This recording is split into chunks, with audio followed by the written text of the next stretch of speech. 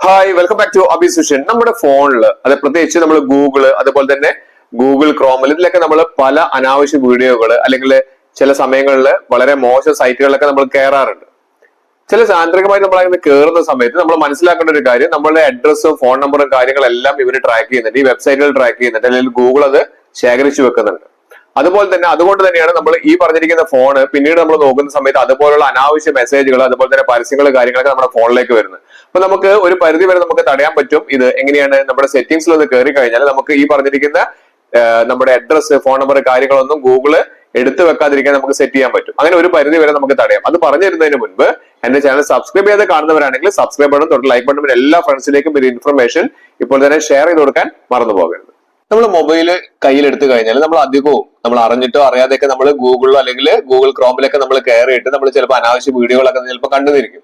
പക്ഷെ അങ്ങനെ ചെയ്യുന്നവരാണെങ്കിൽ നമ്മൾ വളരെ ശ്രദ്ധിക്കണം. നമ്മൾ ഗൂഗിൾ നമ്മളെ ട്രാക്ക് ചെയ്യുന്നുണ്ട്. പ്രത്യേകിച്ച് നമ്മൾ ഗൂഗിളിൽ നമ്മൾ സെർച്ച് ചെയ്തിട്ട് എന്തെങ്കിലും അനാവശ്യ വീഡിയോസ് ഒക്കെ ആണെങ്കിൽ നമ്മളൊന്ന് വീഡിയോ നമ്മൾ കണ്ടെന്ന് വിചാരിക്കുക. നമ്മൾ എന്തെങ്കിലും ഒരു വീഡിയോ എന്നൊക്കെ ടൈപ്പ് ചെയ്ത് നമ്മൾ സെർച്ച് ചെയ്യുന്ന സമയത്ത് ഇതൊക്കെ ഗൂഗിൾ ട്രാക്ക് ചെയ്തിട്ട് നമ്മുടെ അഡ്രസ്സും ഫോൺ നമ്പറും കാര്യങ്ങളൊക്കെ ട്രാക്ക് ചെയ്ത് വെക്കുന്നുണ്ട്.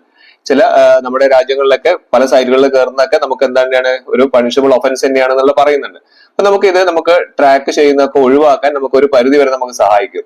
അതുപോലെ നമുക്ക് പരസ്യങ്ങൾ വരുന്നതൊക്കെ നമുക്ക് നമ്മളെ ട്രാക്ക് ചെയ്തിട്ട് നമുക്ക് അനുസരിച്ചുള്ള പരസ്യം ഒഴിവാക്കാൻ നമ്മൾ ഗൂഗിൾ ക്രോമിന്റെ ആ പ്രൊഫൈലേക്കാൾ ക്ലിക്ക് ചെയ്തിട്ട് സെറ്റിംഗ്സിൽ കയറി കഴിഞ്ഞാൽ നമുക്കിവിടെ താഴേക്ക് വന്നു കഴിഞ്ഞാൽ രണ്ട് ഓപ്ഷൻസ് ഞാൻ കാണിച്ചു തരാം.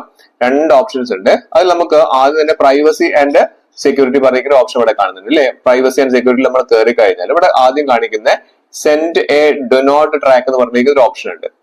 അത് നമ്മൾ എന്താന്ന് മനസ്സിലായി കഴിഞ്ഞാൽ, അതായത് നമ്മൾ റിക്വസ്റ്റ് കൊടുക്കണം. അതായത് നമ്മളെ ട്രാക്ക്, നമ്മൾ ഏത് വെബ്സൈറ്റിൽ കയറിയാലും എവിടെ പോയി കഴിഞ്ഞാൽ നമ്മളെ ട്രാക്ക് ചെയ്യരുതെന്നുള്ള റിക്വസ്റ്റ് നമ്മൾ ഗൂഗിളിൽ കൊടുക്കുകയാണ്. അപ്പൊ നമുക്ക് എന്ത് ചെയ്താൽ മതി, ഈ ഒരു ബട്ടൺ ഒന്ന് എനേബിൾ ചെയ്ത് വെക്കുക, ഒന്ന് ഓൺ ചെയ്ത് വെക്കുക.